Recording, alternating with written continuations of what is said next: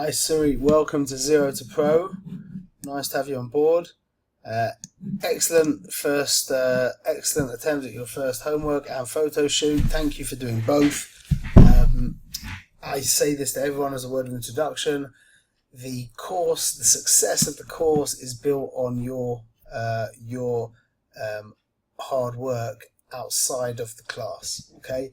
Which means both the photo shoot and the homework are both super important. The photo shoot is more important than the homework. I can't stress the importance of it. I say this to everybody.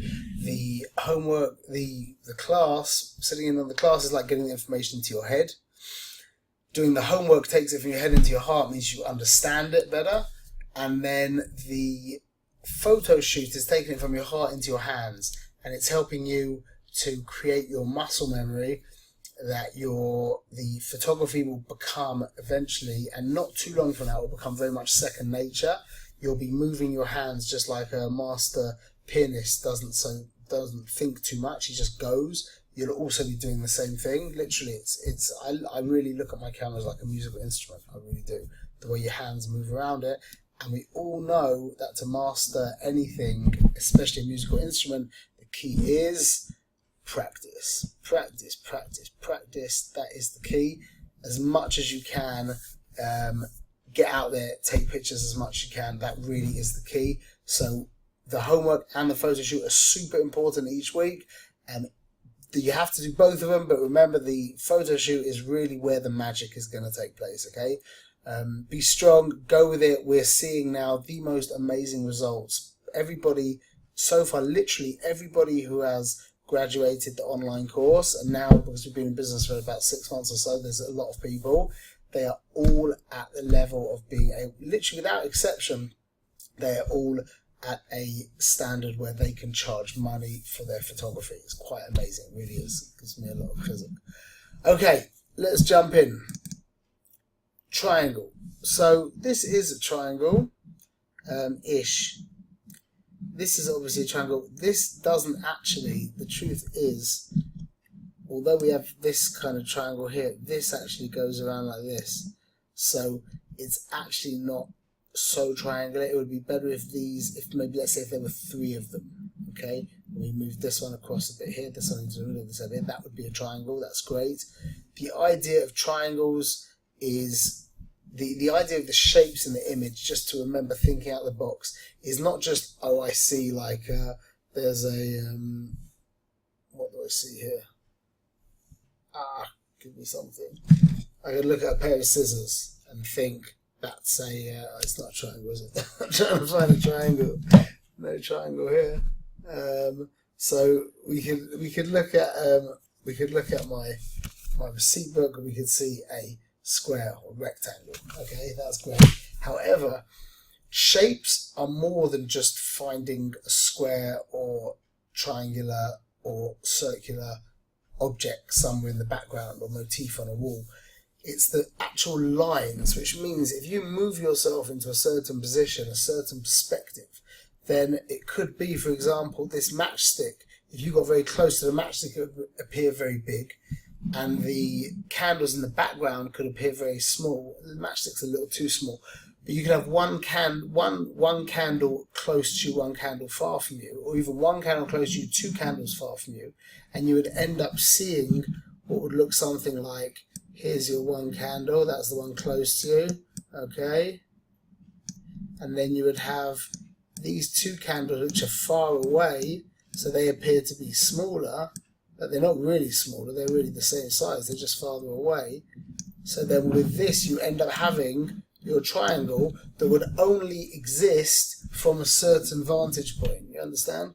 So that's quite a helpful way of seeing the world, understanding that triangles are also created by different things in different places with different perspectives and different sizes because of their proximity, because of how close or far they are. And moving yourself into a certain position where something pops up this side, etc., and the triangle only exists from that place. Okay, so keep that in mind. Okay, great. Oh, this is excellent. This is 2 very different textures. So look, this is a hard texture. What camera are you using, by the way? T6, excellent. great camera. So this is a hard texture and this is a soft texture. So what makes this hard? So what makes this hard is you have hard lines. You have the transition from the green to the other greens or to the whites or to the blacks is always very abrupt. You can't really go in much closer. I can go a bit closer. So you see, so over here we have this line immediately stopping in a different color, a line immediately stopping. Everything that creates a hard texture. Okay, that's very well seen. Now here, on the other hand, we have very soft gradations going from light to dark, from light to dark, from light to dark, and that creates a soft texture. So the amazing thing to think about is when we see this, we can think of it in regards to sounds. And I could give you two sounds. Let's do this like kind of meditation with me. Is that, and this really is the key to being a really great photographer, is that when you look at this, what sound are you hearing? And I'll tell you, it's like a sound of somebody scratching down a chalkboard.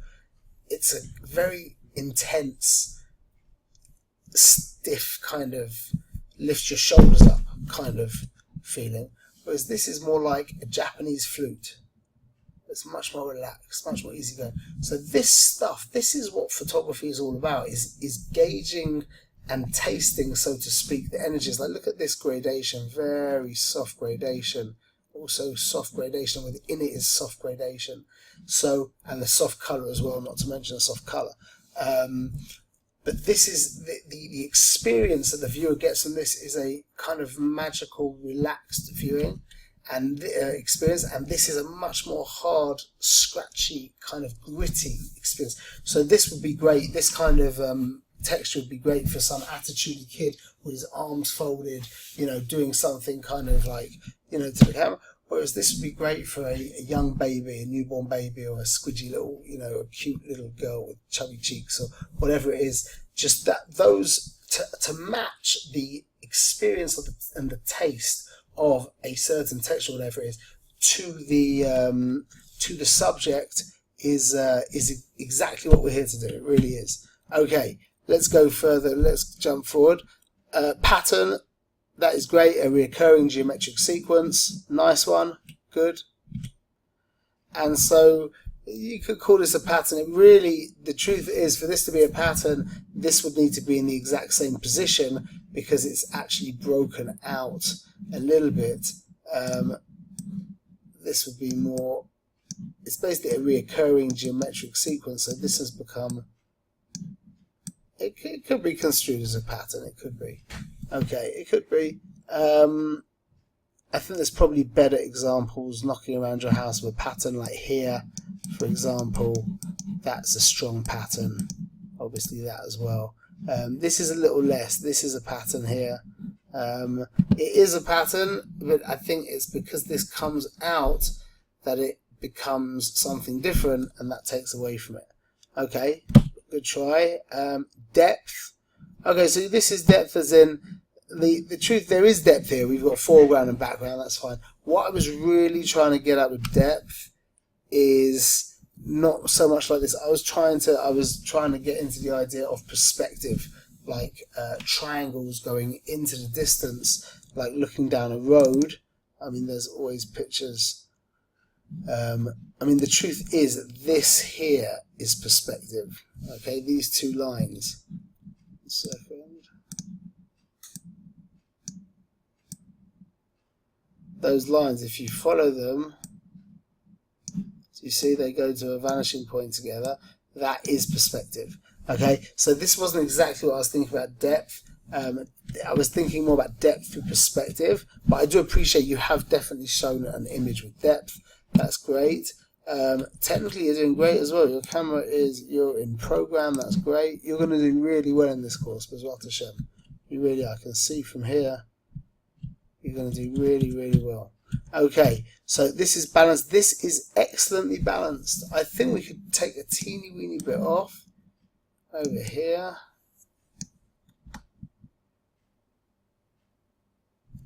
That is exceptionally well balanced. That's an excellent picture. That really is very good. Nice one. Pat on the back. Excellent. Everyone's looking off into that direction. You've obviously got someone standing there doing something, and you've balanced it. The energy coming from here, the movement this way is just heavy enough to offset the fact that we've got our subject all balanced, all on this side. So really the picture should fall over this way, but it doesn't because we've got our eye moving in this direction. Excellent. Very, very well done. Very sensitively shot. Nice one. Okay, so here are our photo shoot. Let me just tell you this now, is that although these are cute, nice pics, you will look back in about 3 or 4 weeks and think, wow, look at where I've come to. Okay, look where I came from, look where I've come to. So I'm not going to give crazy praise, because you're going to see what you're going to do soon. But you are doing, this is a good sensitive beginning. I can see that you've got a decent eye and that you will become excellent as well to Shem. In regards to, there's so much to talk about for each picture. I'm not going to go crazy on it. The direction is good here, but him touching the edge of the frame is creating a sticking point, which means this is a very unbalanced image. Okay, these lines here are a bit like aggressive and not really, the subject doesn't pop out from the background, and it's not really much of an energy to be including into an image. Okay. This is okay. This is one of the lesser successful pictures. This is a nice shot. This is a good shot, cropped in quite close. Okay, I think we can still crop in a little bit closer. Okay, always remember cropping in close. The light on their faces, it's worse, I think. 1 second. So you'll see this kind of light. This is called dappled light. Okay, this is something you want to be careful of. You want to make sure that your subjects are completely in shadow, generally. So that's difficult in where they are, because if you move them forward, they might fall off. So, but just if you could have fixed that, that's something that needs to be dealt with. Good composition on the third. You're going to learn about thirds in the next class. This is also nice. There's a good sensitivity to the directions, to the balance of the image. That's a great shot. Pat on the back. Nice one. Okay, this is cute. The foot picture. I've taken this one myself before, not too regularly, but one thing that I would for sure do is crop right in. Look at the difference. This area is just nothing. There's nothing going on here. Let's work out what's our subject. Okay, our subject is the foot. So let's make that the center of our picture. When I say center doesn't always mean, in fact, rarely does it actually mean plonk in the center. Center means balancing up all the objects of the frame and placing them where it becomes a balanced image. Okay, so that is accordingly with his hand over here and stuff and the feet over there, this becomes a balanced image with this crop. Okay, nicely seen, good thinking, excellent. Okay, so you're going to see there's a lot of issues here. The subjects aren't popping out from the background. Stop that. This tree in the background is making a big negative difference to the picture. Seeing the backs of kids, if they were looking straight on, that would be different a little bit. But it's a bit kind of convoluted where they're looking and what they're doing. It doesn't leave too much. It's not really, doesn't leave us with food to think about so much. It's just, oh, it's the backs of these kids. It's rare that the back of a child overrides the interest of the front of the child. Remember that the human face is the most interesting thing to a human being in creation. We are magnetically drawn to human faces. You'll see, I think, in the second homework, in the second class, you'll learn about that. But the face is the most magnetically pulling part of an image, so concentrate on faces, especially little kids. They got, they got gorgeous faces. Not that it could be that you took lots of pictures of the front as well, but just telling you in regards to back pictures.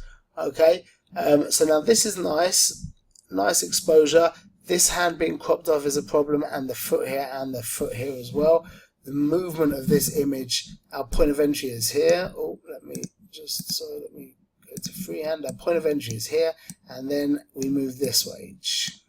So there is a bang into the side of the frame here, and that takes away from the beauty of the image. This would be a much better picture if it was cropped over to here, keeping this hand in, and then leaving space around here, which means that his hand would also be in on that side. Okay, excellent. really good. Let's take this now into Lightroom. Part of the course is that I take one of your images each week into Lightroom. It's an introduction to Lightroom. Right now you haven't done the Lightroom course, so you don't know, you're just not familiar with Lightroom, I would imagine. And so it's going to be a little bit like over your head right now, but it is the way that we've been teaching Lightroom, and it's been very, very successful. So go with that. I'm going to be explaining things very briefly, but just to see what Lightroom does. And in the next 2 or 3 classes, you're going to start really understanding it, and by the end of the course, please God, you'll be very proficient at it. Okay, so I'm going to take this picture into black and white. I'm going to go to my black and white sliders here, and I want to add some energy. I want to put contrast. So that's not doing it. So I'm going to go back to, there we go, that's what I want. I'm going to add contrast. I'm going to add clarity. I want to add some real grit to this picture.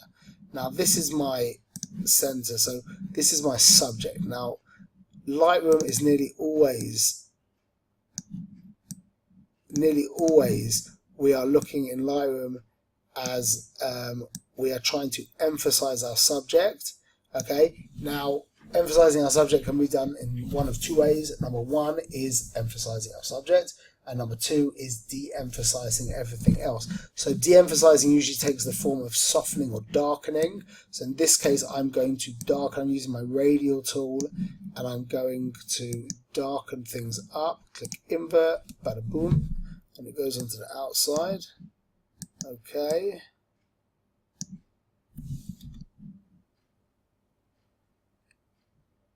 And I think I might vignette it a teeny bit further, which means darkening the edges of the frame. There we go. And I think I will leave it like that. So we went from this picture, let's get rid of our pin, to that. From here to here. From here to here. Excellent. Okay. You did exceptionally well, Suri, and I'm looking forward to seeing what you do for us next week. Okay? All the best.